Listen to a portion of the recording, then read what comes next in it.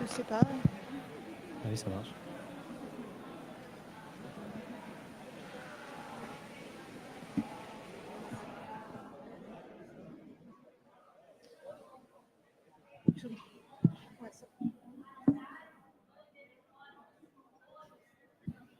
Ok, super. Merci beaucoup. Bon, eh bien, bonjour, bonsoir à toutes et à tous, celles qui nous rejoindront dans la conversation. On a voulu, pendant cette European Land Camp, et notamment dans cette journée qui était consacrée à la question de la fiction et de ce qu'elle apporte à l'Europe, son futur, sa compréhension, son adoption, consacrée à un moment au polar.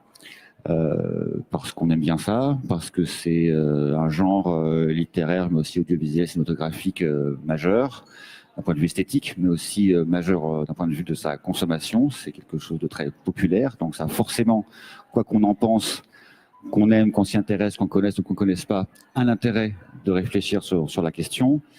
Et puis une deuxième raison pour laquelle on a voulu faire ce moment de discussion, c'est parce que l'Europe, et on commencera la conversation par ça, a choisi de financer un programme de recherche, à ma connaissance tout à fait inédit, sur le polar, à grande échelle. Et les invités d'aujourd'hui sont partie prenante de ce grand projet qui s'appelle Detect. Et comme l'European Lab Camp s'intéresse à la question de la culture en Europe, de ses industries, de ses financements, de son fonctionnement, c'était particulièrement intéressant d'introduire ce programme-là dans les discussions. Donc je vais commencer bien sûr par vous présenter nos invités. D'abord à ma gauche, Natacha Levet, vous êtes enseignante-chercheuse à l'Université de Limoges, dans l'équipe Espace Humain et Interaction Culturelle. Vous êtes une spécialiste de la fiction criminelle, en particulier dans le domaine français, dans le français particulièrement le roman noir, contemporain, voire hyper contemporain, vous nous direz ce que c'est. Vous travaillez aussi sur la circulation des imaginaires criminels en Europe et vous êtes une spécialiste à l'origine de Sherlock Holmes, je crois. Voilà, bonsoir. Bonsoir. À ma gauche, toujours Loïc Artiaga. Vous êtes vice-président de l'Université de Limoges encore. Vous nous direz ce qui se passe à Limoges.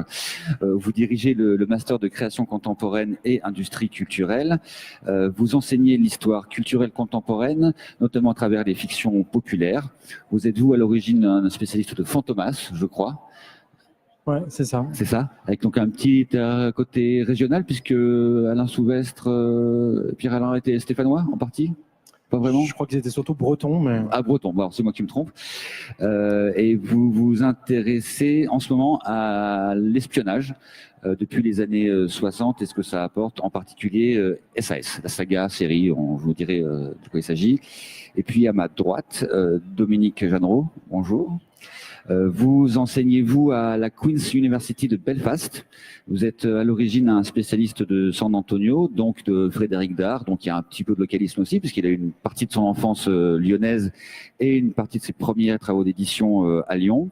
Vous avez publié de nombreux articles et essais sur le roman criminel en général, en France et en Europe, en particulier sur Simon, je crois. Et vous dirigez un groupe de recherche que vous avez fondé et qui s'appelle International Crime Fiction, qui est très présent sur le web, sur un site internet qui doit porter à peu près le même nom. Je crois. Voilà. Et donc vous êtes, vous l'aurez compris, un spécialiste du polar britannique et irlandais. Voilà pour les présentations. J'avais envie de compléter ce tour de table très biographique par un petit récit chacun de votre parcours personnel, intellectuel, scientifique, qui vous amène finalement à ce domaine d'études pas si fréquenté qu'est le polar. Est-ce que Natacha, vous voulez commencer pour nous raconter un peu comment vous arrivez à être une chercheuse aujourd'hui sur ce sujet-là ? Alors moi, je suis partie d'un double intérêt, un intérêt de lectrice pour le polar, et puis un intérêt intellectuel pour ce qui se passait à l'Université de Limoges, dans un centre de recherche qui, depuis le début des années 80, travaille sur les littératures populaires, donc au départ plutôt les grandes fictions populaires du 19e. Et donc c'est en assistant à un colloque en 1996 que je me suis dit, voilà, c'est une voie possible. Et ensuite, j'ai creusé le sillon. Et Sherlock Holmes, j'y suis arrivée ensuite, en fait, par un projet européen, justement, et une logique d'équipe qui portait sur les grandes figures les racines de la culture populaire européenne. D'accord, merci. Loïc? Pour moi, les choses sont assez proches finalement, parce que je viens aussi de l'Université de Limoges et comme Natacha, j'ai bénéficié de l'activité de ce centre qui est un des tout premiers, dès les années 80, à travailler sur les fictions populaires. Il faut avoir conscience que c'est un sujet qui n'est pas un sujet facile et pas un sujet classique dans les études littéraires. Donc il y avait vraiment cette typicité-là. Et puis j'ai continué à Versailles notamment, qui est le cœur nucléaire de l'histoire culturelle, où j'ai fait ma thèse sur les questions liées à la censure, toujours en travaillant sur les fictions populaires. Et puis au fur et à mesure des années, j'ai un peu agrandi mon champ. J'ai travaillé sur Fantomas, mais toujours avec l'idée de chercher ce qui constitue les archives des fictions populaires. C'est à chaque fois un travail d'historien en fait que je mène. Et tu as évoqué SAS tout à l'heure. On commence une recherche sur SAS. Et pourquoi est-ce que la recherche commence? Parce qu'on a trouvé les archives. Et donc, on va pouvoir se mettre au travail sur ce dossier. D'accord, merci. Donc, l'origine, c'est les fictions populaires. Et vous, Dominique? Alors, moi, c'est surtout un parcours de lecteur. Je crois, à la base, j'ai lu beaucoup de polars quand j'étais petit et je suis vraiment tombé dedans quand j'étais petit. Et ça m'est resté. J'ai un jour pensé que ce serait une bonne idée de faire une thèse sur des auteurs de polars qui sont peu connus, méconnus, voire méprisés. Et j'ai pensé à cet auteur lyonnais, San Antonio, qui est effectivement un des auteurs les plus connus en France et les moins connus à l'étranger. Et aussi un de ceux qui mérite le plus d'être étudié à mon sens. Donc j'ai proposé d'en faire un sujet de thèse. Et je me suis dit aussi que ce serait peut-être pas facile de faire ce sujet de thèse en France, mais que ce serait mieux d'aller le faire en Europe. Donc moi, vraiment, l'Europe, ça a été à la base même de mon projet. Je me suis dit que c'était peut-être plus intéressant pour des Anglais d'apprendre tout ce qu'ils ignoraient sur San Antonio que convaincre des Français que tout ce qu'ils croyaient savoir déjà sur San Antonio était faux. Je pensais que la tâche était moins titanesque. Et donc, voilà, j'ai fait une thèse à Trinity College à Dublin.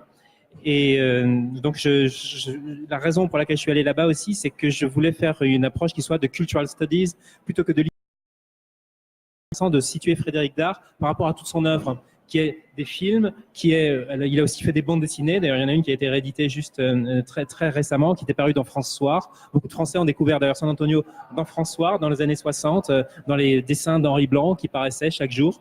Il y en a 3500 qui sont parus entre 63 et 75. Et donc lu par 1 300 000 personnes, hein, quotidiennement, c'est les lecteurs de François. Donc très, très tôt, je me suis rendu compte que c'était un phénomène culturel global plutôt que quelque chose que j'avais envie d'étudier de manière littéraire ou stylistique, même si évidemment, ou linguistique, même si toutes ces études sont bien sûr légitimes et d'ailleurs ont en partie été faites par d'autres. Voilà, donc c'est les Cultural Studies et l'Europe qui m'ont permis d'entrer dans le polar. Et je dois ajouter, avant de finir, le dernier fait, c'est que je me suis retrouvé en Irlande à une époque qui était vraiment le boom du polar irlandais. Dès 2004 ou 2005, j'ai rencontré Ken Burren, qui est pour moi le pape du roman noir irlandais, voilà, qui est très approchable. L'Irlande est un petit pays, donc on a vraiment la chance de rencontrer les écrivains dans des festivals, dans des vernissages. Et donc j'ai assisté en temps réel à l'éclosion du polar noir irlandais, avec les premiers. Et aujourd'hui, c'est véritablement une grande école du polar en Europe. Voilà. Merci. Pour commencer la conversation, on a dit qu'on parlerait dans un premier temps de ce que la fiction criminelle pouvait dire de l'Europe d'aujourd'hui, avec peut-être quelques perspectives historiques, mais quand même ce qu'elle dit d'aujourd'hui. Mais avant d'en arriver là, je pense que c'est intéressant pour tout le monde de comprendre ce qu'est le projet Editect, sans rentrer forcément dans tous les détails, et peut-être plus intéressant encore avant, peut-être vous, Loïc, nous dire d'où vient un projet comme celui-ci, puisque ça peut surprendre que l'Union européenne finance des programmes de recherche en études culturelles, en études littéraires, sur quelque chose comme le polar à si grande échelle. Je crois qu'il y a 18 universités. Donc peut-être comment ça se fait, comment l'Europe y a réfléchi et d'où ça vient? Alors peut-être ce qu'on peut dire pour commencer, vous l'aurez compris, c'est la revanche des freaks en fait, un projet comme celui-là. Parce que d'un seul coup, des gens qui sont souvent isolés dans leur université, on n'est jamais très majoritaire, sauf à Limoges en réalité, hein, mais on n'est jamais très majoritaire quand on travaille sur ces objets, se retrouvent avec un consortium qui est un consortium énorme, puisqu'il y a 17 partenaires, pas que des universités, il y a les plus grandes institutions de conservation européennes aussi qui sont dans le projet. Et d'un seul coup, on a les moyens de mener une recherche qui est une recherche à grande échelle. Donc c'est vraiment un changement de paradigme pour nous. On est habitué à des objets nationaux et l'Europe permet vraiment de travailler autrement sur ces fictions. Donc comment on en vient là? Bien d'abord, il y a une étape liminaire qui est celle de la réunion des freaks, chacun dans leur université, avec la création d'associations savantes, et puis des premiers projets. En fait, ça fait plusieurs années qu'on travaille ensemble. Il y a eu un précédent au début des années 2000 qui est un projet qui a été très important pour nous parce qu'il nous a permis de lancer des investigations à grande échelle sur l'ensemble du continent européen. Donc il y a des habitudes de travail qui sont assez rares dans le domaine des humanités. Et il y a sans doute aussi du côté de l'Europe la question matricielle, existentielle de qu'est-ce qui fait l'Europe. Et pour savoir qu'est-ce qui fait l'Europe, il faut les regarder du côté des fictions. Et je crois que là, en répondant à cet appel d'offres, qui est un appel d'offres assez complexe à monter, il me semble que l'année où on l'a obtenu, il y avait 3 universités françaises qui avaient obtenu un H2020, donc c'est le Graal, un des Graals de la recherche. L'Union européenne a compris que, à travers cette forme si populaire et en même temps si diverse sur le continent, si on la saisissait dans un espèce de panorama d'ensemble, on était capable de répondre à des questions qui étaient des questions fondamentales en fait, sur qu'est-ce qui fait l'Europe. Donc voilà comment on en arrive à, moi j'appelle ça la revanche des freaks, mais oui en fait, non aussi. Ouais. Alors ça c'est en 2019, donc on comprend le processus, mais si on monte plus loin en arrière, comment l'Union européenne en tant qu'institution a pris cette question de la culture commune, comment il y a réfléchi, quelles sont les inflexions depuis 20 ou 30 ans d'après vous?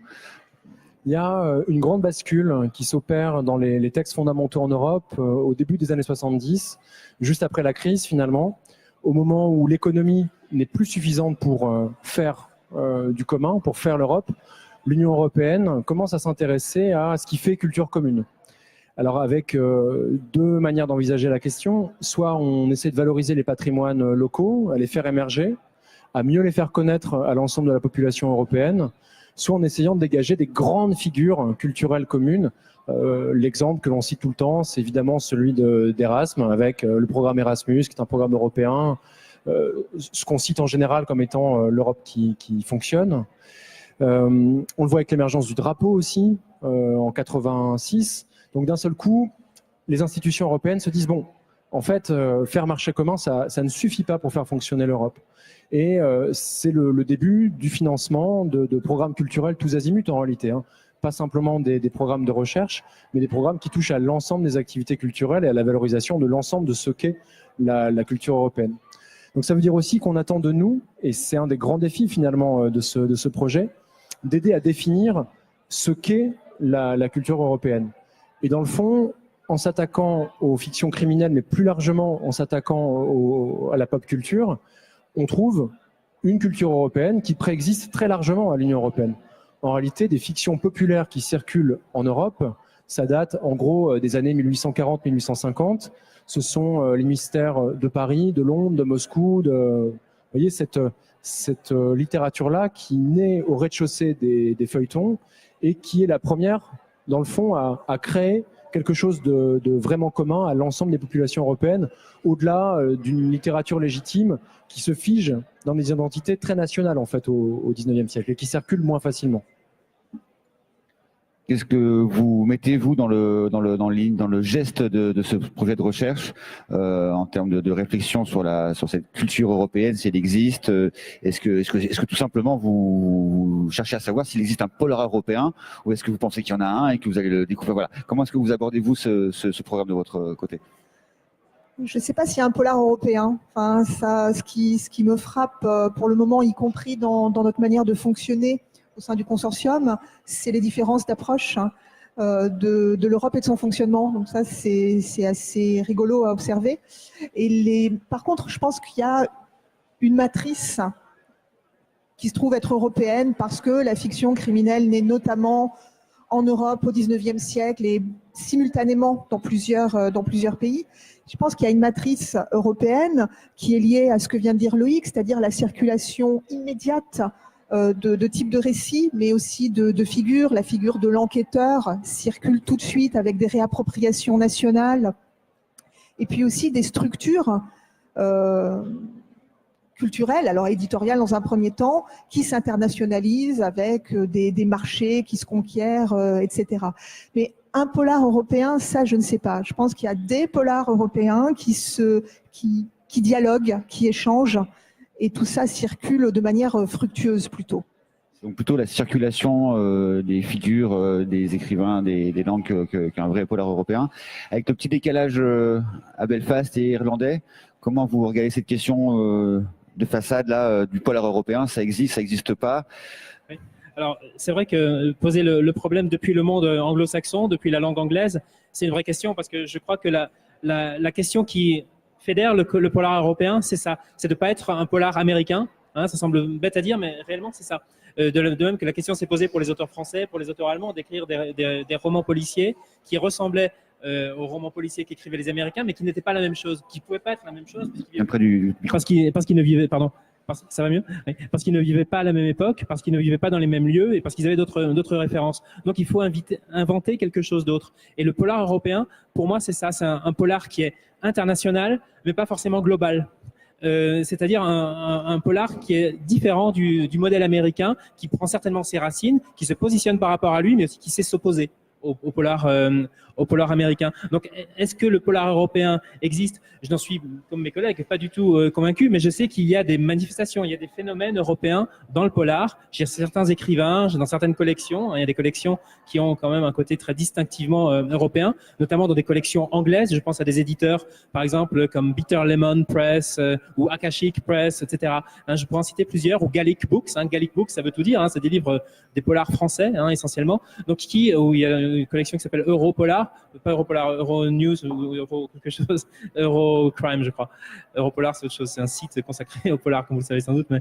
Donc, il y a une existence éditoriale du polar européen qui est perçu comme un véritable marché, quoi. Pour les éditeurs, on veut faire lire des polars qui se passent en Allemagne, des polars qui se passent en France, écrits par des maîtres du genre qui sont français ou allemands, en pensant qu'il y aura une certaine authenticité dans ce polar. Donc, polar européen, est-ce que ça existe? Je ne sais pas, mais ça existe aussi en tant qu'objet de marketing. C'est marketé en tant que tel par les industries culturelles. Merci. Alors, ce qu'il y a de certain, en tout cas, c'est que en France, à l'échelle européenne et mondiale, mais en tout cas à l'échelle européenne, c'est particulièrement vrai. Le polar est loin d'être une niche, c'est une littérature de masse, on peut dire ça comme ça.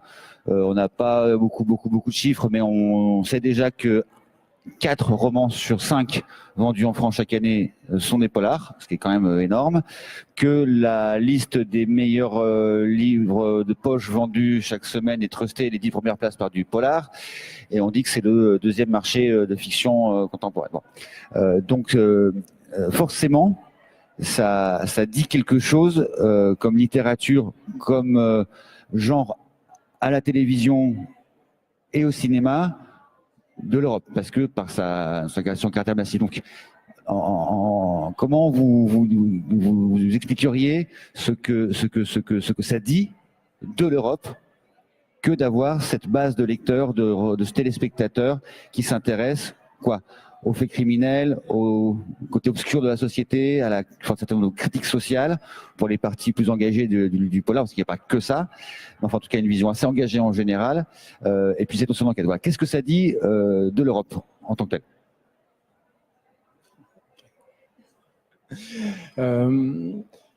Ça dit plusieurs choses. D'abord, je crois qu'on est tous d'accord pour dire qu'on a affaire à une matrice qui n'est pas simplement une matrice européenne, qui est finalement la même aussi désormais pour un monde globalisé. Tout le monde produit du polar.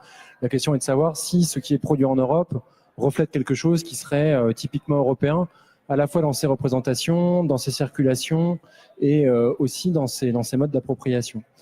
La chose la plus simple à dire peut-être pour commencer, c'est qu'on a affaire aussi à un continent lecteur d'une certaine façon, et ça c'est assez caractéristique quand on regarde ce qui se passe ailleurs dans le monde.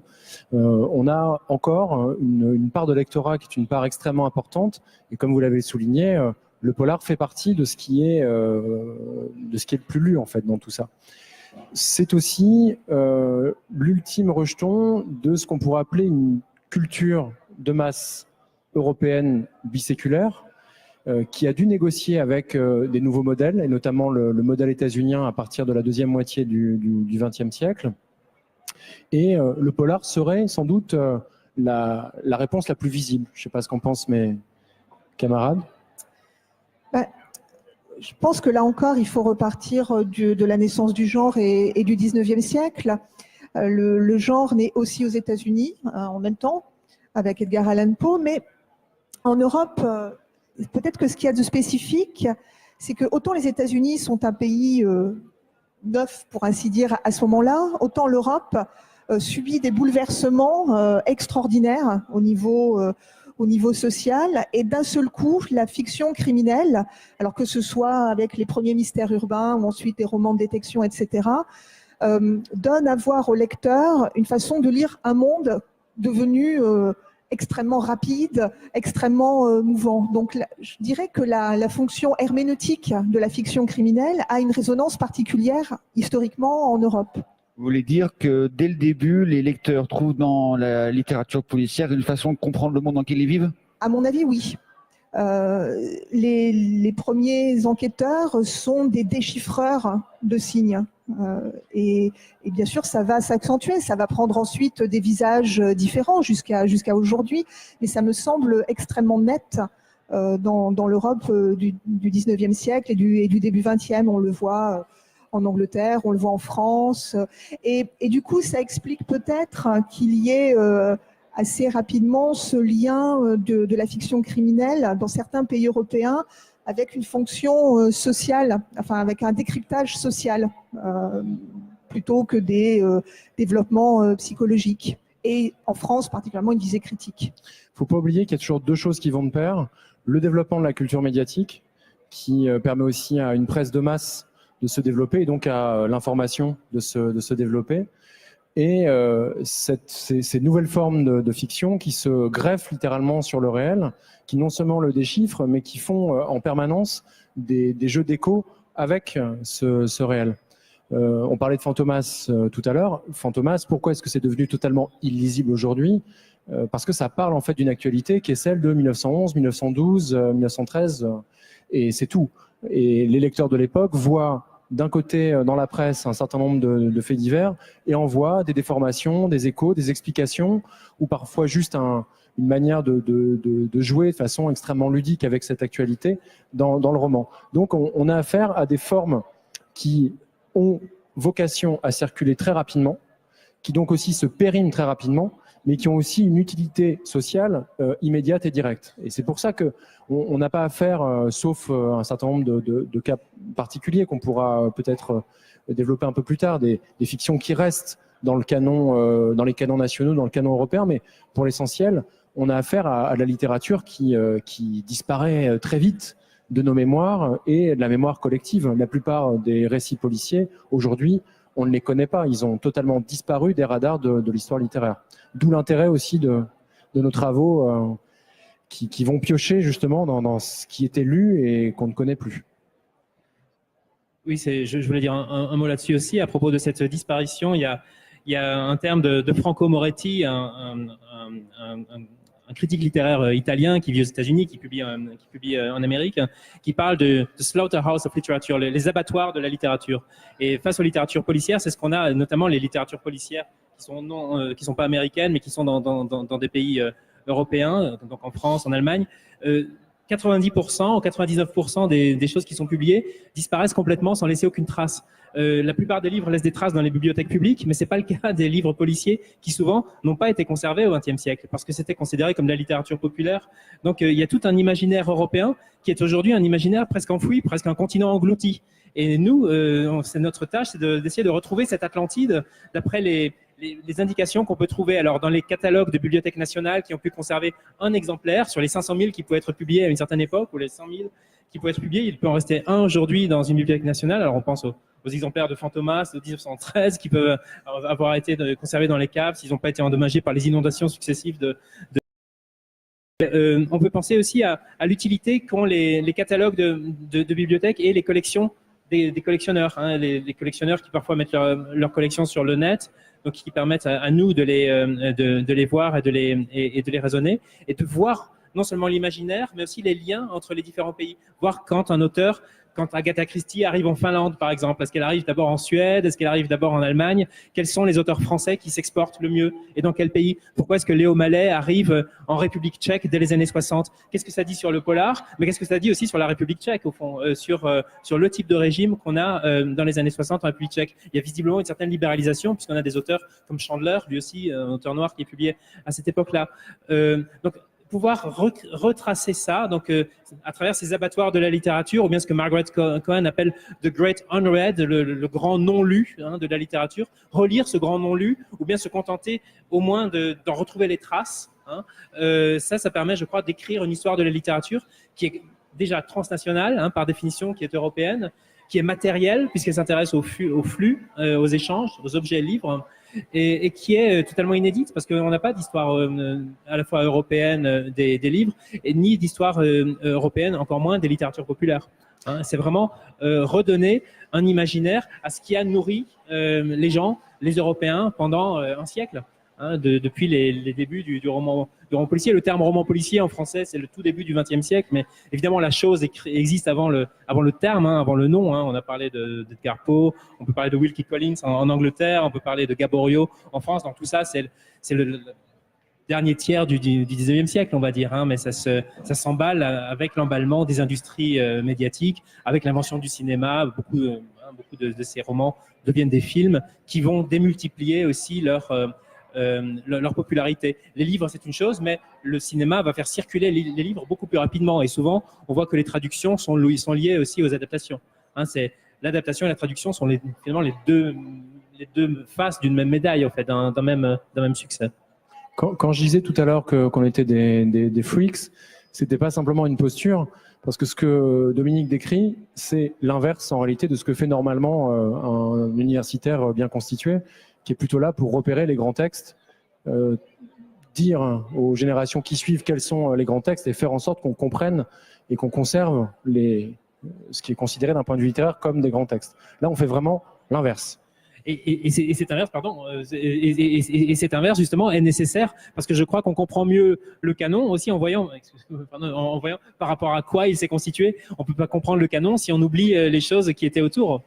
Et je crois que c'est vraiment un aspect important, méritoire pour la compréhension de la littérature, de voir tout ce qu'il a constitué. Il n'y a pas que Sherlock Holmes, bien sûr. À l'époque de Sherlock Holmes, il y a des tas d'autres romans policiers qui circulent, des tas de nouvelles policières qui, elles aussi, utilisent le paradigme de l'indice, de la preuve, etc.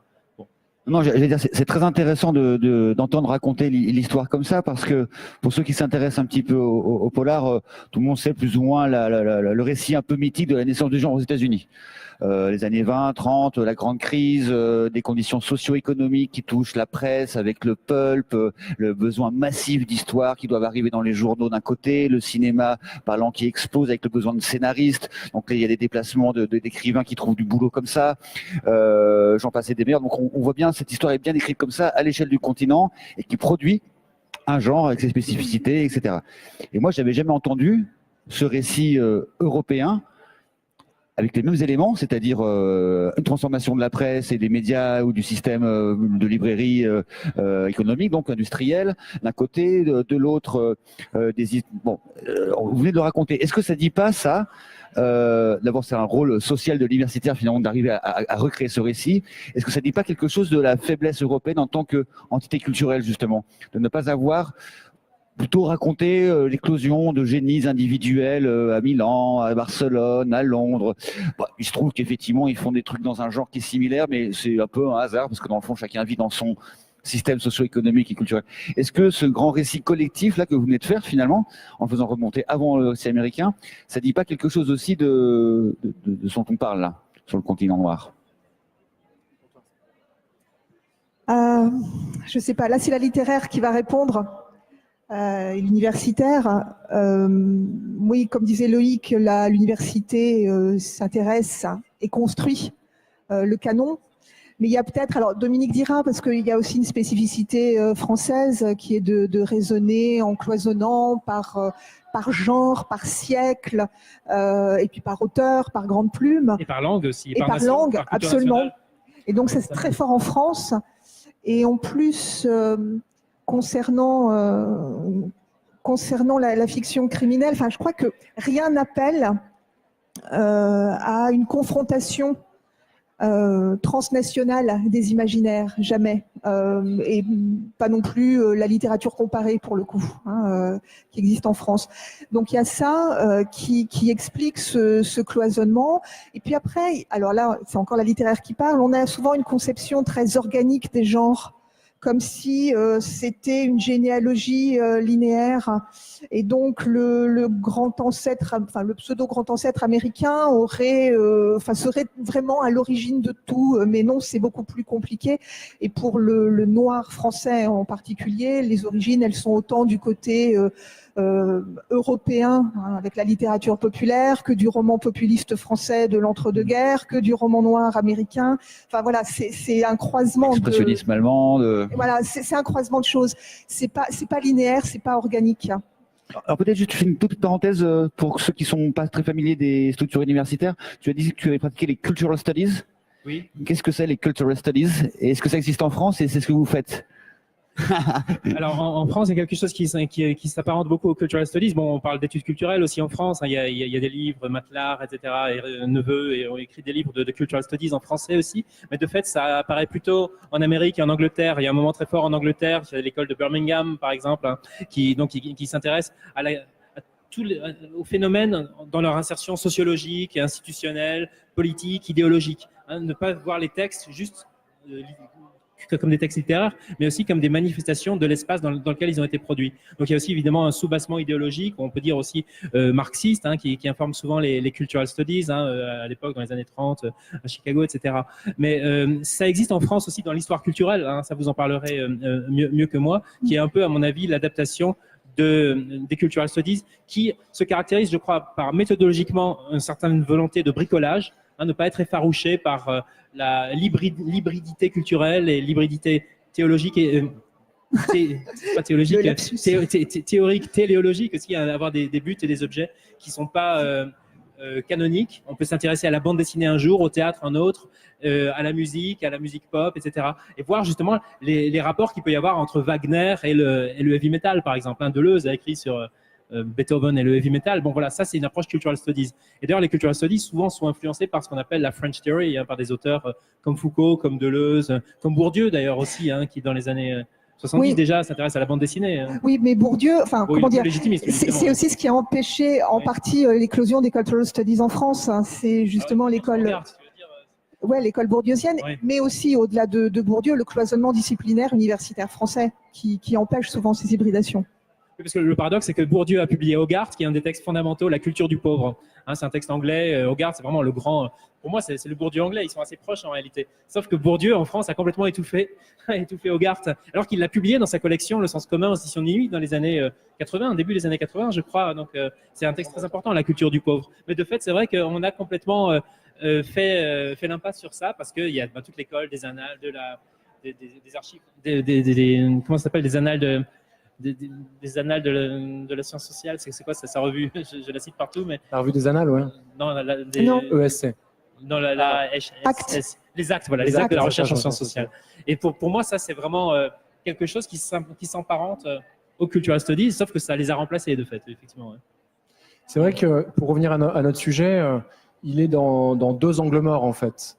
Et c'est pour ça sans doute que le récit qu'on essaie de fabriquer, c'est pas un récit qu'on a l'habitude d'entendre. Il y a l'idée que en Europe, la littérature, c'est une question nationale. Et c'est toujours une question nationale parce qu'elle fonde même l'imaginaire national. C'est comme ça que la culture italienne, par exemple, se fonde véritablement au 19e. C'est autour de grandes figures d'auteurs, de grands romans qui permettent d'unifier une population autour d'une langue. Donc, premier angle mort. Ce qui est transnational ne passe pas finalement à travers le filtre d'une lecture qui serait une lecture nationale de la littérature. Et le deuxième, c'est les formes culturelles dont s'emparent les classes dominées, qui en général intéressent peu en fait. Enfin, jusqu'à un certain point et jusqu'à maintenant, on peut intéresser les chercheurs. Donc effectivement, ce récit d'une grande culture pop européenne qui en réalité domine le jeu au XIXe siècle. Il ne faut pas se tromper quand on regarde l'histoire culturelle transcontinentale 19e, 20e, il y a vraiment deux périodes. Il y a le monde jusqu'en 1919 et le monde d'après où d'un seul coup la culture états-unienne avec le jazz, avec la bande dessinée, d'un seul coup domine quelque chose. Et le noir aussi domine. Avant, c'est une toute autre histoire. Hein. Même le cinéma des premiers temps, finalement, les grandes maisons de production, vous le savez très bien ici, sont avant tout des maisons françaises. Et elles produisent des fictions qui circulent partout à travers le monde. D'accord, merci beaucoup. On a abordé le plan strictement littéraire, là, on reviendra ensuite sur la côté industrie créative culturelle. Sur le plan littéraire, pour vous, si vous avez deux auteurs, mettons, trois ou un, qui incarneraient des figures d'auteurs de polar européens tels qu'on pourrait l'imaginer, vous citeriez qui et pourquoi dans le fond? Alors ça pose la question de qu'est-ce qu'on retient comme européen ? Avec l'idée qu'on a un continent dont les frontières politiques évoluent avec le temps et être européen en 1950 ne veut pas tout à fait dire la même chose qu'être européen aujourd'hui. Je suis assez embarrassé par cette question. Alors pour lancer le débat, après je passerai la parole aux autres. Je sais pas, un auteur pour moi qui est la quintessence d'un auteur européen, c'est Georges Simenon. Voilà un auteur qui est lu partout dans toute l'Europe, qui est lu aussi en Amérique. C'est l'auteur sans doute européen le plus lu en Amérique, mais qui est lu aussi en tant qu'auteur européen. Lorsqu'il est lu en traduction en anglais, il est lu pas comme auteur français puisqu'il est belge, mais enfin comme auteur distinctivement européen. Et il est lu partout, il est traduit partout. Il passe partout aussi dans les écrans. Il y a des adaptations à la BBC. Vous avez à la BBC, vous n'avez pas forcément idée du Maigret tel qu'il est. En Angleterre, vous connaissez le Maigret de Bruno Kremer, vous connaissez ce Jean Richard, vous connaissez les différentes incarnations en France. Mais imaginez-vous qu'il y a des incarnations de Maigret ailleurs. Mr Bean, par exemple, a créé Ronan Atkinson, est devenu un Maigret très bon d'ailleurs dans certaines adaptations télévisées il y a 2-3 ans, très récentes. Dont La Nuit du Carrefour, d'ailleurs, ce chef-d'œuvre de Renoir, qui est une adaptation au cinéma aussi, un des premiers pré-films noirs d'ailleurs, de 1932. Donc pour moi, il a vraiment fait circuler l'imaginaire du roman policier européen sous les formes multimédiatiques. C'est peut-être le plus multimédia des auteurs, les séries télé, le cinéma, les traductions dans toutes les langues et évidemment les 500 millions d'exemplaires vendus à travers le monde. Donc voilà, c'est mon joker, je veux dire le premier auteur, le temps que mes camarades aient trouvé d'autres auteurs européens, je propose Simenon. C'est pas du jeu parce que j'aurais dit Simenon aussi. Pardon. Mais pour d'autres raisons peut-être. Ouais, pour les raisons que tu évoques, mais aussi parce que Maigret est européen d'une certaine manière. C'est une créature qui se promène. On en parlait un petit peu avant ce débat, qui de manière complètement fictionnelle et d'ailleurs à mon avis irréaliste montre une sorte de coopération entre les polices avant l'heure. Donc il se promène, pas partout en Europe, mais quand même, il se promène. Et c'est peut-être aussi pour ça, d'ailleurs, qu'il a autant de succès à l'étranger. C'est qu'il n'est pas seulement ancré dans le territoire français. Oui, son premier roman, c'est Piotr le Letton. C'est une histoire d'Europolis, en fait. C'est une histoire de collaboration policière entre les polices en 1930. Et on a effectivement les différents pays, la Lettonie, la Pologne. Il traverse l'Europe. Voilà. Et est-ce qu'on pourrait pas dire que Stieg Larsson serait une figure très très récente de ce que serait un Européen modèle capable de s'emparer de questions là aussi très modernes, très engagées, capable aussi de produire un imaginaire européen qui se propulse au-delà des frontières européennes? Vous avez vu comme je pervertis le jeu en fait. Alors, je pose moi-même les questions pour éviter Stieg Larsson étant l'auteur de Millennium, dont vous m'avez tous dit, je crois, que c'était vraiment le phénomène qui pouvait faire bascule dans la compréhension du sujet. Peut-être qu'on peut dire quand même pourquoi, puisqu'on est sur le sujet Millennium Stieg Larsson. Loïc ? Alors pourquoi première chose, c'est le roman qui montre bien que la façon dont on a longtemps envisagé l'espace littéraire avec deux centres. C'est ce que dit Pascal Casanova en fait, dans la République mondiale des lettres. En gros, l'Angleterre, la France. Moretti, dont on parlait tout à l'heure, dit il y a aussi des espaces périphériques. Il ajoute l'Espagne, il ajoute l'Italie, et il dit il y a des espaces autonomes, secondaires. Il parle notamment de la Roumanie et de la Pologne. Bon, tout ça vole en éclats en réalité dans la deuxième moitié du XXe siècle, et on a affaire à un espace du polar qui est polycentré. Et vous le voyez bien aussi à Quai du Polar avec la grande diversité des invitations que vous pouvez produire. Bon voilà, Stieg Larsson prouve ça. Quand un pays rentre dans l'Union européenne, d'une certaine façon, il vient aussi questionner un imaginaire européen. Et c'est intéressant de voir que le succès de Stieg Larsson, il est quasiment contemporain de l'entrée de son pays dans l'Union. C'est le milieu des années 90 pour l'entrée du pays dans l'Union européenne. Son succès est un succès qui est quasi contemporain, qui suit dans les années qui suivent cette... Tout début 2000, ouais. Tout début 2000.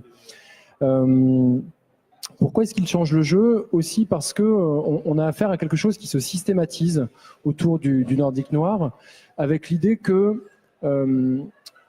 la fiction policière va permettre à un public européen de s'intéresser justement à ces nouveaux espaces.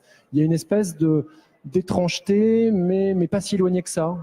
Je pense notamment à un lectorat britannique qui peut tout à fait se retrouver dans ce qui est raconté sur une partie des paysages de ce Nordique noir, sur le climat. Donc c'est un peu loin, c'est un peu exotique, mais pas trop. Et ça aborde des questions qui sont des questions transnationales et des questions européennes. La force que l'auteur attribue aux questions historiques dans le récit sont à chaque fois des questions qui sont des vraies questions européennes en fait. Donc un lectorat européen peut se sentir aussi investi à travers des événements qui sont des événements européens. Et puis il y a tout ce qui touche au succès transmédiatique assez éclatant de la série.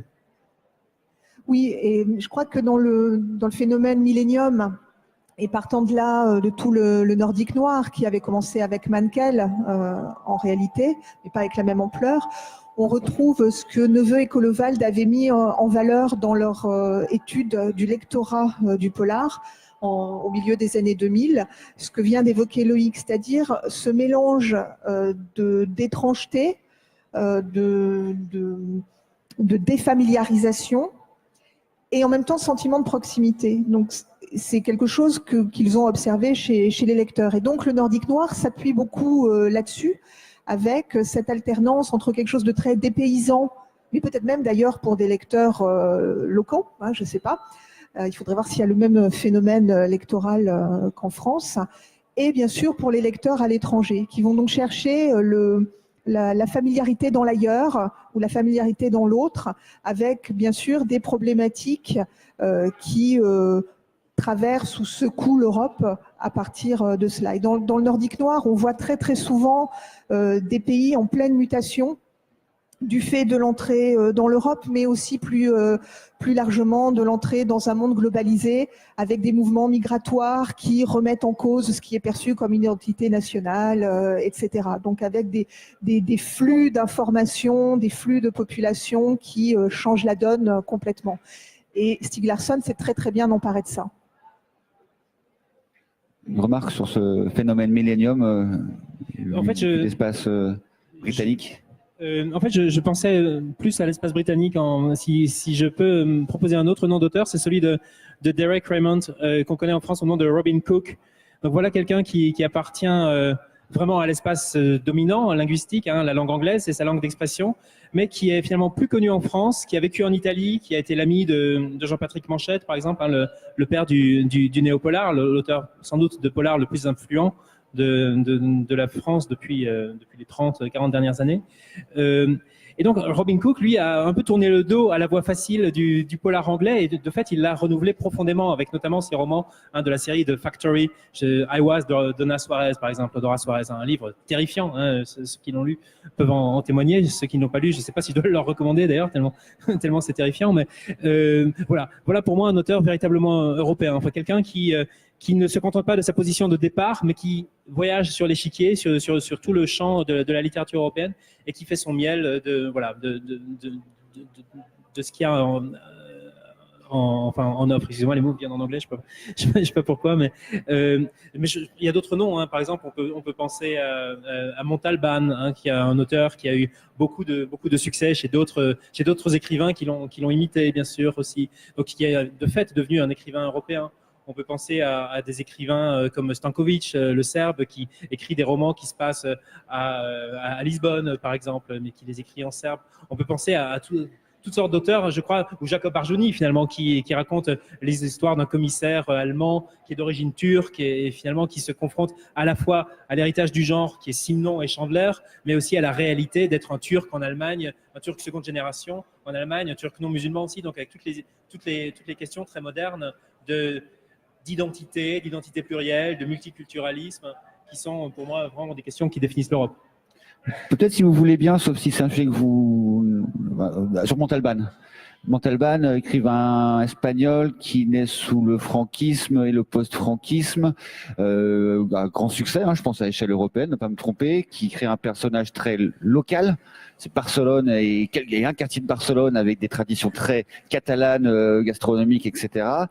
Et en même temps, un des premiers auteurs, je pense, qui s'intéresse à la mondialisation en tant que telle et ce que ça provoque dans une société comme celle-là. Voilà un écrivain qui aurait pu vous mettre d'accord tous d'emblée. Alors c'est peut-être le cas d'ailleurs en le posant, mais quel est votre regard sur cet auteur-là, ce qu'il incarne spécifiquement, et notamment sur ce sujet qu'on abordait en préparant le débat, sur le fait que plus les polars étaient ancrés localement dans des traditions extrêmement petites et oui locales, plus ils avaient la capacité à atteindre une sorte d'universel. Et voilà, et c'était une des spécificités du polar contemporain européen que d'associer quasiment systématiquement ces deux dimensions. Montalbán, d'abord, me semble-t-il, c'est un des premiers auteurs espagnols contemporains, j'entends, qui a été traduit massivement, qui a eu un écho rapide, en tout cas en France. Et puis c'est vrai que c'est Barcelone. Et tout à l'heure, je me disais aussi dans cette articulation entre local et global, il faut relever l'importance de l'opposition à quelque chose qui domine ou à des formes de pouvoir centraux, quels qu'ils soient. Et donc, je ne suis pas en train de dire que Montalbán est un chantre de l'identité catalane. C'est pas le propos, c'est pas son propos, mais n'empêche, il y a cette spécificité. Et en Espagne, là, c'est un point de vue peut-être personnel que j'exprime. Ce qui se passe de plus intéressant dans la fiction criminelle se passe à Barcelone, systématiquement, avec des auteurs qui s'emparent de cette question-là. Et ça, je pense que ça fait écho pour beaucoup d'Européens, ce rapport entre une unité nationale, voire un pouvoir plus global, qu'il soit européen ou autre, et des particularismes locaux, des identités, je ne sais pas s'il faut les appeler régionales, locales, avec des peuples dominés, écrasés, etc. Donc il y a ça chez Montalbán, qui a en plus une lecture très marxiste de la société espagnole et de ce bouleversement, comme ont pu l'avoir d'ailleurs les deux premiers grands Suédois, Cheval et Valleux, bien avant Mankell. Et donc, il lève le voile et il montre ce qu'on n'a pas trop envie de montrer à ce moment-là. Alors pour Cheval et Valleux, du modèle suédois. Et bien sûr, Montalbán, d'ailleurs, a fait de la prison, je crois, à l'époque franquiste. Enfin, voilà. Donc il y a ce discours d'opposition aussi qui est très très important dans la fiction criminelle. Loïc, des réserves sur la possibilité de faire un prix du polar européen que c'est vraiment Montalbán pour l'incarner complètement? Non, ça pourrait être une idée pour Quai du Polar. Moi, ça me rappelle les réflexions de Clifford Geertz, l'anthropologue, qui essaie de déterminer ce qui fait la modernité. Et il a cette phrase, le monde ici. Et dans le fond, beaucoup de ces auteurs arrivent à décrire un monde ici, comme Natacha l'a bien dit. Pour qu'il y ait un monde ici, il faut qu'il y ait un opposant aussi. Il faut qu'il y ait une dialectique qui s'opère. Geertz le théorise, et beaucoup des auteurs de polar, Montalbán y compris, le mettent en musique d'une certaine façon. D'accord. Alors on est resté beaucoup sur la question littéraire, livre, littérature, mais en réalité le programme Detect il porte sur la question du genre transmédia, enfin sur différents supports, et donc abordé pratiquement sous l'angle de l'industrie culturelle. Donc essentiellement bien sûr la série télé, enfin l'audiovisuel et le cinéma. J'imagine que vous pouvez traiter aussi des fictions radiophoniques, mais ça va peut-être moins de portée parce que c'est pas du tout les mêmes types d'impact. Peut-être qu'on peut en parler un petit peu de cette cette façon d'aborder les choses. Qu'est-ce que vous diriez à la fois du paysage européen de la série policière, enfin la série télé policière avec le cinéma, et est-ce que ça change fondamentalement la donne sur ce que le polar peut dire de l'Europe et ce qu'il peut apporter à l'Europe, parce que c'est un autre média? Alors, c'est vrai que nous, spontanément, on parle plutôt de la littérature parce que nos objets sont plutôt du côté de l'imprimé.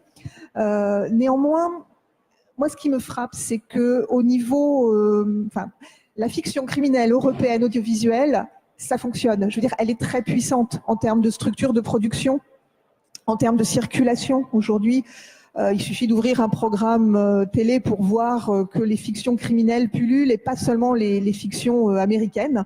Donc, il y a énormément de productions au cinéma et à la télévision, avec des coproductions. Ça, c'est aussi vieux que les industries culturelles, pour le coup aussi, c'est pas du tout récent.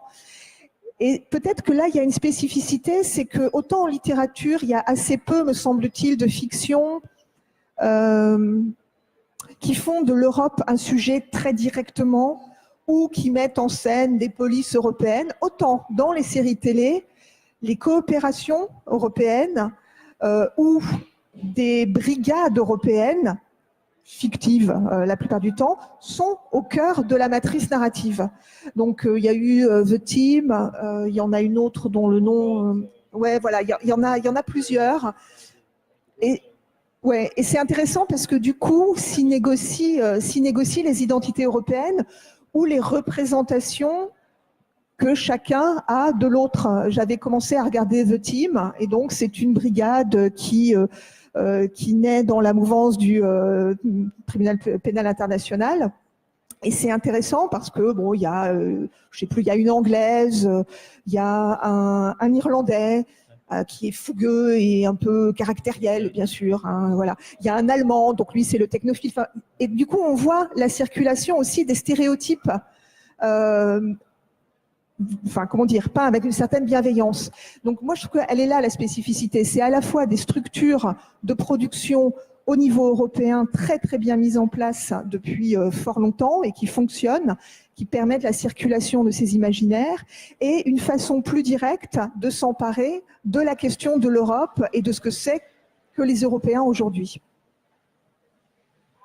D'accord avec cette idée qu'en passant à la série, adaptée ou de création originale, l'Europe devient un sujet, alors que là on a décrit dans le champ littéraire l'Europe comme étant un territoire, une façon de faire, un imaginaire. Oui, et ce sont des logiques qu'on voit dans le cinéma d'espionnage dans les années 60-70. Et c'est intéressant parce qu'à chaque fois, ce sont des questions de production qui poussent à envisager l'histoire de façon un peu différente. On a évoqué SAS tout à l'heure en introduction. Il apparaît un genre qui se labellise Eurospy, qui est sans doute un des premiers d'ailleurs à brandir vraiment une identité européenne générique de façon extrêmement forte. Et souvenez-vous, je ne sais pas moi, de ce que vous avez pu voir en regardant Fantomas contre Scotland Yard, par exemple, contre Scotland Yard. Et il y a ce que Natacha a évoqué, la possibilité de confronter le spectateur avec des stéréotypes nationaux. Et on voit l'évolution d'une cartographie qui est l'autre pour le français moyen des années 60-70. Évidemment, ça doit être l'allemand, c'est le britannique, c'est l'italien, peut-être l'espagnol, et puis c'est tout. Le reste constitue finalement un au-delà de la frontière européenne qui n'est pas forcément intéressant. L'évolution contemporaine des séries télé montre aussi la façon dont, de façon très mouvante, ce qui est inclus à l'intérieur du périmètre européen fait sens aussi pour des Européens. Mais j'insiste, au départ, ce sont vraiment des questions de production. C'est ce qu'on voit dans les archives pour les films que moi j'ai étudiés, ceux plus anciens que mes camarades, ceux des années 60-70, où l'arrivée d'un seul coup d'un coproducteur italien nécessite de bouger l'histoire et nécessite aussi d'avoir une vedette italienne qui va être dans le film. Donc derrière tout ça, il y a aussi des questions de financement. Et dans l'espace britannique qui est puissant depuis assez longtemps en autonomie, disons, dans la production de grandes séries télé, est-ce que cette façon d'européaniser les choses pour des raisons de production, pour des raisons de goût, est visible aussi ? elle est très visible à la télévision anglaise parce qu'effectivement, les séries télé françaises, comme par exemple Engrenage, qu'on appelle Spiral aux États-Unis, ou The Office, hein, avec Mathieu Kassovitz, le Bureau des légendes, etc. Il y a donc beaucoup de reprises sur des grandes chaînes comme la BBC de ces séries-là, sans compter bien sûr toutes les séries scandinaves qui se retrouvent là. Mais je crois que c'est la vocation de ces séries de circuler et de véhiculer de fait un imaginaire. Je crois que ce qui est intéressant, c'est de voir que ces séries créent une grammaire de l'image. Au 19e siècle, on pouvait penser que la circulation des récits policiers, et au 20e siècle, la circulation des récits policiers finalement renforçait un petit peu le côté national des littératures parce que ces récits étaient écrits et lus dans la langue nationale. Donc c'était l'imprimé. Aujourd'hui, c'est pas les imprimés, c'est l'image qui circule. Et dans cette circulation des images, il y a des tropes qu'on reconnaît instantanément. Et on peut voir un film français, on peut voir une adaptation de Montalbano, et en fait reconnaître des tropes du cinéma scandinave, du film noir américain, etc. Donc il y a toute une grammaire internationale qui circule grâce à ça, et qui crée, je crois, un imaginaire européen. Alors cet imaginaire européen, il peut être dystopique ou il peut être utopique. Ça peut être l'utopie, comme on le mentionnait tout à l'heure, de la collaboration européenne, où on voit différentes unités de différents pays qui collaborent ensemble pour poursuivre le mal et pour éradiquer les trafics. Mais ça peut être aussi complètement dystopique, et c'est finalement la même chose. Est-ce que c'est une bonne chose d'avoir une union des polices en marge des traités, comme les spectacles télévisés nous le suggèrent? C'est finalement une Europe qui crée un FBI européen sans le droit, au fond, d'une certaine manière. Ça peut être très dystopique, ce qu'on voit là se mettre en place. C'est comme une préparation des inconscients européens à accepter une police sans contrôle démocratique, sans contrôle étatique. Ou alors ça peut être, troisième possibilité, ça peut être une hétérotopie, c'est-à-dire un espace pour réfléchir à ce que c'est que l'Europe. Et là, je pense à un phénomène moi, qui me marque beaucoup quand je vois ces séries télé. Je les vois surtout sur Netflix ou sur Amazon Prime, donc sur des chaînes internationaux. Forcément, je vois donc les séries françaises, les séries belges. Souvent, il y a un imaginaire en ce moment de la forêt, de la sauvagerie. Alors, je pense à, par exemple, Zone Blanche, que vous connaissez peut-être. Il y a une série belge qui s'appelle, en anglais, c'est The Break. Je crois que ça s'appelle La Trêve, en version originale. C'est des séries qui sont toutes plus ou moins situées dans les Ardennes, toutes plus ou moins dans les forêts, dans des endroits qui sont très proches. Les Ardennes, c'est à la fois la France et à la fois la Belgique, mais il n'y a pas vraiment de communication.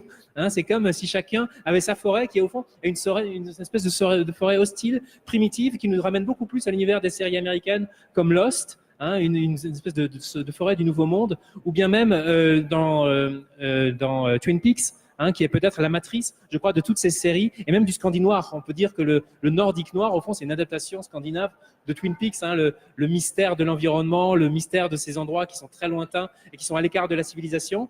Donc, qu'est-ce que ça nous dit finalement pour l'Europe, pour la construction de la communauté européenne, qui est un projet politique fondé sur la modernité, fondé sur la raison, d'avoir un imaginaire qui est essentiellement un imaginaire archaïque, un imaginaire finalement pré-moderne, c'est la sauvagerie, un imaginaire un peu hostile de la nature, un imaginaire de la nature hostile, et je pense à Vico, je pense au philosophe de l'histoire Giambattista Vico, pour qui le processus de la civilisation, c'est un processus de déforestation. Et là, j'ai l'impression qu'à l'heure du Brexit, à l'heure de Donald Trump, les fictions européennes nous montrent finalement un processus de recul de la civilisation avec une reforestation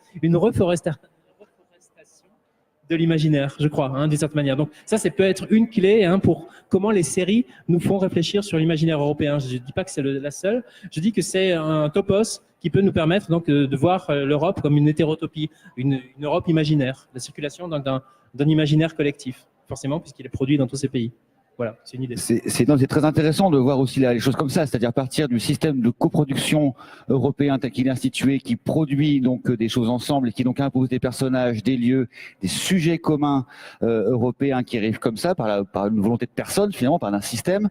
Et même, j'avais pas pensé à ça non plus, mais à l'Europe comme objet. Comme sujet. Et d'ailleurs, la conversation me fait penser à une série que vous avez peut-être vue ou travaillé dessus, qui est celle écrite par John Esbø et produite par John Esbø.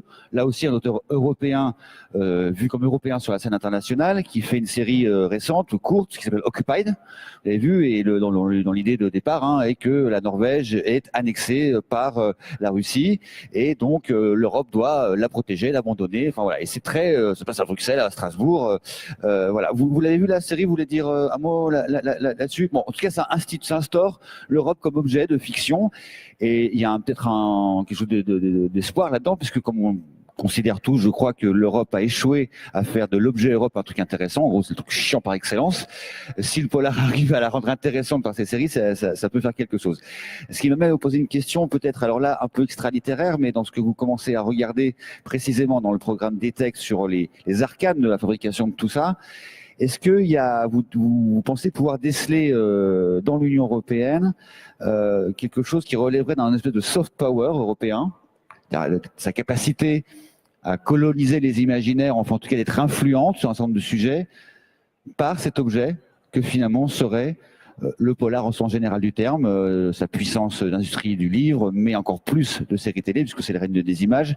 Est-ce qu'il y a une option, une volonté d'abord, et une option que ça devienne ça?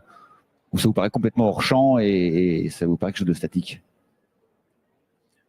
Je pense que le fait qu'on ait des subventions comme le projet H2020, c'est la réponse à votre question tout à fait. Enfin, clairement, on mise sur le soft power de l'université. Dans notre projet, on s'est engagé à faire des enseignements, à faire des activités qu'on appelle impact. Impact, c'est un mot un peu militaire, un peu violent, ou qui ressort aux accidents. Mais enfin, l'idée, c'est ça, de faire des confrontations, de faire des rencontres. Et je crois que c'est là le soft power, finalement. Oui. C'est de réussir à communiquer, à faire se rencontrer des imaginaires qui, a priori, se connaissaient pas, ne dialoguaient pas, et à les faire dialoguer. Je crois que c'est à ce niveau-là que ça se fait, et c'est évidemment les financements européens qui nous permettent de le faire, qui nous donnent les moyens de le faire, bien sûr.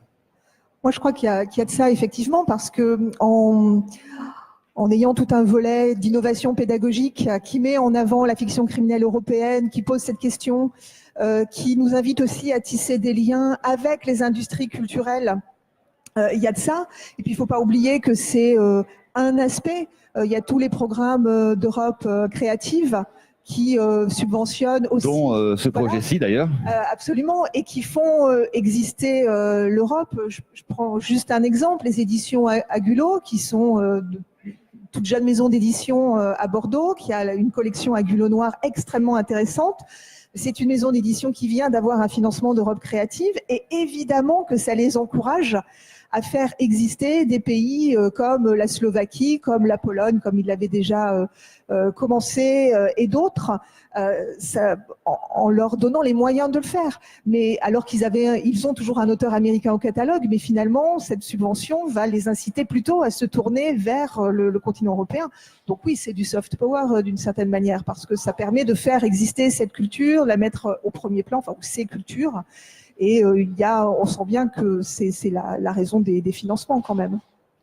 La question du soft power, c'est toujours une question délicate envisagée à l'échelle transnationale, parce que on voit bien que le polar intéresse désormais des institutions bien rodées dans les arcanes du soft power. Je pense aux instituts français, par exemple, qui étaient présents à Quai du Polar, celui de Bucarest, je crois. Quels sont les vrais instruments du soft power européen? Là, on parle finalement d'un soft power à visée interne, quoi. On nous demande de diffuser des contenus vers une jeunesse qui est une jeunesse européenne, pas forcément de le propulser vers l'extérieur. En tout cas, ce qu'on peut constater, c'est que des institutions comme l'Institut français se disent « Tiens, qu'est-ce qui nous reste comme arme de soft power aujourd'hui pour propager un imaginaire qui est un imaginaire à la fois français, national, mais sans doute aussi continental, vient le polar désormais. » Sauf que par ricochet, c'est quand même un soft power qui peut se tourner aussi vers l'extérieur, parce que si l'Europe et d'autres institutions, bien sûr, soutiennent financièrement des productions nationales ou transnationales à l'échelle européenne, ça leur permet d'exister et de résister face aux géants internationaux de la production audiovisuelle, par exemple de type Netflix et Amazon, sachant que Netflix investit aussi dans différents continents. Et je pense là, une fois de plus, à l'exemple du Nordique Noir et à la reprise par les États-Unis de certaines séries scandinaves. Donc, ça permet quand même à ces productions de résister aux productions américaines ou états-uniennes, plus précisément, et peut-être de s'exporter un peu. Avec peut-être un bémol, c'est que plus on a affaire à des objets qui s'exportent, plus ces objets sont obligés de se transformer, et plus on a affaire, c'est intangible depuis l'entre-deux-guerres, à un affadissement du contenu. qui est aussi vidé de ce qui était typiquement européen ou typiquement national. On voit bien que sur un certain nombre de sujets, les adaptations transforment aussi ces fictions. Millennium, c'est assez emblématique. La version internationale n'est pas exactement la même histoire que la version nationale. C'est ce que tu appelais dans notre préparation l'europudding? Oui, on parlait d'europudding, mais enfin, il y a plusieurs sens au terme. Alors, on parle d'europudding lorsqu'on parle de financement croisé qui permettent de financement européen qui permettent de constituer un objet qui pourra ensuite être consommé par tous les partenaires européens. Mais on peut parler aussi d'europudding lorsque il y a une recette qui est très éprouvée et qui va créer une narration qui va circuler dans les différents pays. Alors, je pense à un exemple d'europudding. Il y en a beaucoup. Hein. Je pense à celui de Jean-Luc Banalek, un nom très français pour un auteur qui en fait est allemand. Hein. C'est un éditeur allemand qui publie, qui est d'ailleurs directeur d'une maison d'édition très prestigieuse, les éditions Fischer. Hein, il s'appelle Björn Bong. Et il a écrit 7 romans donc qui se passent à Concarneau. Alors il a fait beaucoup pour le tourisme Finistère Sud. Voilà, exactement. Il a fait énormément pour le tourisme Finistère Sud et de la ville de Concarneau. Il faut dire que ces romans se vendent à 1 million d'exemplaires en Allemagne. Hein. Il en a fait 7. Ce qui est très curieux, c'est que ces romans, donc véritable europudding, parce qu'il s'agit de romans qui se situent en France, donc en Bretagne, soi-disant écrits par un Français, Jean-Luc Banalek, mais pour un lectorat purement allemand. Ils reviennent en France maintenant, ils sont traduits. Ils sont traduits aux presses de la Cité, ironiquement dans une collection qui s'appelle Terre de France. Alors il y a rien, enfin à part le modèle bien sûr, mais c'est une France des stéréotypes, comme on parlait tout à l'heure, hein, de ces équipes multinationales où chaque Français va se comporter en français, chaque Allemand va révéler les pires stéréotypes de l'imaginaire allemand. Voilà, là on a des romans entiers qui sont plébiscités. Et ce qui est intéressant, c'est de comparer cette production-là à la production locale. Alors en Bretagne, il y a un excellent auteur, il y a beaucoup d'auteurs qui ont écrit des polars bretons. Hein. Il y a une thèse de mon ami Jean-Philippe Gury sur le polar en breton. Mais il y a un auteur notamment, c'est Jean Feller, qui est peut-être un des premiers auteurs de polars régionaux en France, parce qu'il écrit très tôt, dès les années 90. Donc c'est vraiment l'époque même avant, je crois, même avant Mankell, donc même avant Iso, par exemple, hein, qui est lui aussi un des premiers auteurs, Jean-Claude Iso, de polar régional. Donc lui, il écrit des polars bretons qui sont situés dans différentes villes de Bretagne qui sont très bons. C'est la série Marie Lester, hein, c'est une femme qui est enquêteur, etc., qui est lieutenant de police. Mais je ne sais même pas si ces romans-là sont traduits. Je ne sais même pas si il y a des Anglais et des Allemands qui s'intéressent à lire les romans de Jean Feller, qui sont très authentiques, qui sont pour un Français excellents. Non, c'est ce qu'on appelle la puissance du faux, littéralement. Hein. C'est la circulation d'un objet qui est d'autant plus performant qu'il est plus faux, en réalité. Et donc, voilà, Jean-Luc Banalek est un exemple de ça. Alors, ce n'est pas un exemple forcément à déplorer, mais c'est un exemple intéressant à remarquer. C'est quelque chose que vous avez repéré aussi éventuellement ailleurs, dans d'autres pays, ces réductions à l'extrême identité européenne, comme ça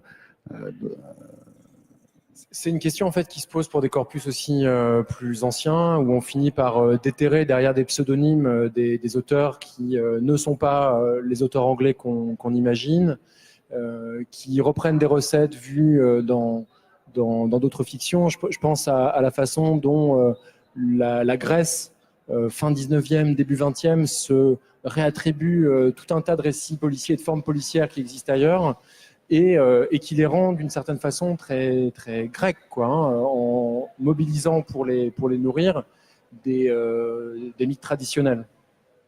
D'accord. Il nous reste 5 minutes, donc j'ouvre quand même les questions à quelques personnes qui nous écoutent encore, si jamais il y en a. On devrait pouvoir vous passer un micro. Sinon, en conclusion, on avait quand même prévu d'ouvrir un peu sur l'avenir et de voir si se dégageait de l'hyper contemporain dans le polar européen, des grandes lignes qui nous permettaient de deviner qu'il y avait un imaginaire européen issu de ça qui est en train de naître. Est-ce que vous avez repéré des lignes de force dans les livres qui paraissent là depuis les 5 voire 10 dernières années, ou même cette année-ci d'ailleurs, peu importe, mais qui sont nouvelles et qui seraient partagées à l'échelle de cet espace européen littéraire d'imaginaire ou pas? On a évoqué la question environnementale. Est-ce que c'est une possibilité? Ou est-ce que chacun reste encore, malgré tous ces croisements, ces circulations, quand même dans des problématiques nationales, et le roman policier français va traiter l'année prochaine des Gilets jaunes et le polar britannique du Brexit, ou est-ce qu'il y a vraiment des lignes de force européennes que tout le monde partage? Alors moi, j'aurais voulu répondre un peu à côté de la question, justement, en disant que premier constat, il est très difficile de dégager des lignes forces à court terme parce qu'il y a une production énorme dans le polar et c'est très difficile d'avoir une vision d'ensemble. Et une partie du projet européen qu'on détecte et du projet qui l'a précédé, du projet HRC, qui s'appelait Visualizing Crime Fiction, c'était d'essayer d'utiliser les ressources de big data et de la visualisation de données et notamment des titres, des publications, pour avoir une espèce de vue d'ensemble, pour que l'ordinateur puisse lire ce que nous n'avons pas le temps de lire, nous donne une idée un peu de, voilà, des correspondances entre les lieux, entre les thèmes. Alors il y a des choses très utiles, mais donc je dois dire, donc pour répondre à la question, que malheureusement ma vision est très très limitée de ça. Donc on peut observer une tendance, moi que je trouve intéressante, c'est la tendance à l'hybridation des auteurs qui écrivent, par exemple un auteur français qui écrit des polars qui se passent en Roumanie. Je pense par exemple à Julie Ewa, par exemple, L'enfant des poubelles. Bon, ça c'est voilà, c'est intéressant. Ou bien Joanna Gustafsson qui est française, qui vit à Londres, qui raconte des histoires sur la Seconde Guerre mondiale en Europe, etc. Donc cette hybridation me semble intéressante. Et d'ailleurs, on n'est pas limité à l'Europe. Hein, lorsque Leonardo Padura écrit il y a quelques années Heretics, finalement, ça se passe à Cuba, mais ça se passe aussi en Pologne et ça se passe aussi en Europe. Donc, cette globalisation des thèmes, cette globalisation des histoires, ça me semble quand même un aspect que j'observe. Mais je voulais répondre un petit peu à côté en parlant j'ai amené quelques livres d'Irlande du Nord, des livres qui ne sont pas traduits. C'est pour ça que je les ai amenés ici. Et c'est vrai que ce qui me semble intéressant, c'est qu'il y a une fixation effectivement sur la frontière. La frontière irlandaise, c'est quand même vraiment une frontière politique, c'est une frontière extérieure de l'Union européenne pour le Royaume-Uni. C'est la seule frontière européenne enfin si le Royaume-Uni quitte l'Union européenne, bien entendu. Et c'est quelque chose qu'on voit travailler la fiction des romanciers de noirs récemment. Hein, la frontière, c'est toujours un lieu donc de contrebande, un lieu de crime à l'époque de la guerre civile, hein, ce qu'on appelle les Troubles, entre 69 et 98, si vous voulez, hein, la guerre civile en Irlande. C'est un endroit d'exécution sommaire. Hein, on fait un assassinat et vite on part de l'autre côté de la frontière. Il y a beaucoup de terrorisme, il y a beaucoup de troupes qui sont massées aussi là, donc il y a beaucoup d'attaques contre la plupart du terrorisme. En fait, ça a lieu là, soit à Belfast parce que c'est très visible, parce qu'il y a les journalistes, soit près de la frontière parce qu'il y a beaucoup de cibles en fait qu'on peut avoir.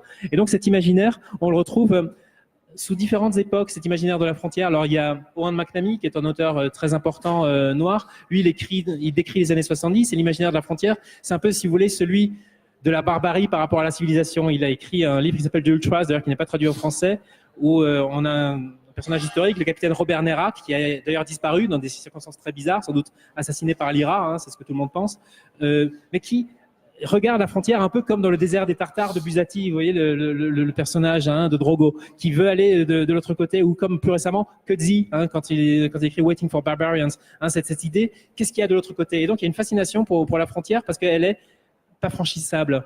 Et alors quelques années plus tard, la frontière, elle est devenue une frontière européenne, la guerre civile s'est arrêtée, et ça c'est Brian McGilloway, autre livre qui n'est pas traduit, Borderlands, dont finalement la fiction c'est la collaboration transfrontalière entre l'Irlande du Nord et l'Irlande du Sud, entre les services de la police irlandaise du Sud et de l'Irlande du Nord. Et avec, ça commence en hiver, un paysage sous la neige, comme dans The Bridge, la série télé, un meurtre exactement à la limite de juridiction entre deux polices. Qui va être compétent pour ça? Mais chez Brian McGilloway, cette frontière a été abolie par la neige, parce qu'il neige, donc on ne sait pas vraiment de quel côté. Je trouve que c'est très symbolique. Et alors pour la faire courte, les deux romans qui ont été parus l'année dernière et l'année d'avant, celui-là, Undertown, d'Anthony Quinn, finalement, prend déjà en considération le Brexit. Le Brexit a été décidé en 2016, comme vous savez. Bon, rien n'est tellement actualisé aujourd'hui, mais néanmoins, depuis 2016, ça entre les imaginaires. Et là, c'est donc une frontière qui est redevenue une frontière sauvage, une frontière barbare, enfin une frontière criminelle, des trafics. Évidemment, à partir du moment où c'est une frontière extérieure, tous les trafics sont possibles, non seulement pour des questions de différence de taux douaniers, mais aussi pour des marchandises qui seront prohibées dans un pays et qui peuvent ne plus l'être dans l'autre. Par exemple, tout ce que les régulations européennes interdisent en termes de médicaments, etc., pourra se retrouver en Irlande. Et le dernier, c'est de Michael Hughes, ça s'appelle Country. C'est en fond une écriture de l'Iliade en roman policier situé en Irlande du Nord. C'est véritablement la guerre de Troie. Il reprend les mêmes scènes, la colère d'Achille, la mort d'Hector, le triomphe d'Achille sur Hector, Priam qui vient quémander le corps de son fils, etc. Je crois que ce qui est intéressant dans ce roman, il y a beaucoup de choses très intéressantes dans ce roman, mais c'est que les Grecs et les Troyens sont inversés. Si vous voulez, tous les personnages qui ont des noms grecs, comme Achille, sont des personnages de l'IRA, des personnages donc liés à l'Irlande ou au catholicisme, donc ou au conflit donc nationaliste. Alors que les personnages, alors qu'on aurait pu penser le contraire, on aurait pu penser que les locaux, c'est les Troyens, donc que l'IRA, c'est les Troyens, et que le peuple qui envahit, c'est-à-dire les Grecs, c'est les Anglais. Mais non, là ici c'est l'inverse. Alors pourquoi est-ce qu'il fait ça, Hughes? Je crois que c'est pour suggérer cette idée que c'est la guerre qui est éternelle. C'est pas les identités nationales qui sont très importantes. Hein, les identités nationales sont fluides. Ce qui compte finalement, c'est d'une part la culture européenne, en prenant le texte fondateur de la littérature européenne, il le montre, et puis la permanence voilà de la guerre. Donc ce retour de la fixation sur la frontière me semble montrer comment le polar est fasciné par l'actualité encore et toujours, et ce qui fait son succès, tout en le mettant dans la longue durée. Voilà. Merci beaucoup. Merci beaucoup pour cette sélection irlandaise non traduite, ça fait envie. Du coup, peut-être on fait le même jeu, un livre récent qui symboliserait un petit peu cet imaginaire européen naissant. Et puis après, on ira boire un coup tous ensemble. Bon, alors Loïc veut que je lui réserve encore quelque chose, un titre qu'on a lu tous les deux, donc je vais le laisser. Mais voilà, je suis d'accord pour dire qu'il illustre bien ce qui est en train d'être le polar européen. Moi, je citerai peut-être un auteur du coup qui me semble intéressant, c'est Olivier Truc, parce que à travers sa série autour, Le Dernier Lapon et les autres, on voit bien cet intérêt du polar pour les marges ou les minorités. Alors c'est pas nouveau, mais du coup on retrouve aussi l'espèce de réensauvagement dont parlait Dominique tout à l'heure. On retrouve l'idée des minorités sociales, linguistiques, culturelles, etc. Et puis voilà un auteur français qui vit, c'est en Suède, hein, je crois, oui c'est ça, hein, en Suède, et qui donc a des connaissances de première main sur la réalité qu'il dépeint, au point que je ne sais pas si on peut dire c'est un auteur français là aussi, c'est un auteur européen. Loïc, pour terminer. C'est sympa, mais vous avez compris que je suis l'historien de la bande, donc moi, tout ce qui est très contemporain, il faut que mes camarades me soufflent les choses, sinon je suis... Il ne lit pas en vrai. Ouais, et surtout, je ne lis pas en vrai. Moi, je conseillerais Paradigma de Pia Petersen, qui est un roman intéressant à plusieurs titres. D'abord pour la personnalité de l'auteur, qui est d'origine danoise, je crois, qui vit à Marseille, qui a eu des prix d'auteur d'expression française. Et on n'a pas tout à fait la même lecture. Moi, je trouve que ça ressemble vraiment à du Romero. Donc, il y a une espèce d'hybridité entre ce que serait du nordique noir qui s'emparerait d'un autre imaginaire états-unien et qui irait sur les terres états-uniennes. Aussi parce que l'histoire se déroule à Los Angeles. Et finalement, on a des armées de pauvres comme ça qui marchent sans qu'on sache véritablement pourquoi au départ. Et je vous spoilerai pas l'histoire. Paradigma. Écoutez, merci beaucoup à tous les trois, c'était passionnant, plein de pistes pour l'avenir. Et puis je vous propose de venir régulièrement à Lyon faire un point sur vos recherches grâce à Detect H2020, ce programme de recherche européenne sur le polar à l'échelle du continent. Merci beaucoup. Avec plaisir, merci. Merci beaucoup.